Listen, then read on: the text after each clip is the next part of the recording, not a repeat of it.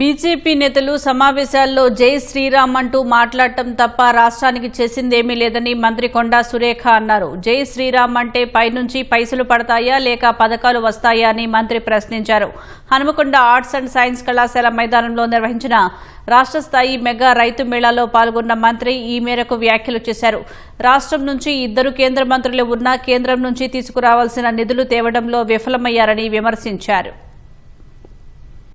హామీలు అనేటువంటి మాట్లాడే హక్కు వాళ్ళకు లేదు. ఇక వాళ్ళు ఏమైనా మీటింగులు పెట్టుడు జై శ్రీరామనుడు, మీటింగులు పెట్టుడు జై శ్రీరామనుడు. మరి జై శ్రీరామ్ అంటే పైనుంచి ఏమన్నా పైసలు పడతానయా లేకపోతే ఏమన్నా మనకు పథకాలు వస్తానయా ఇంకేమన్నా వస్తానయా అంటే ఏమీ లేదు.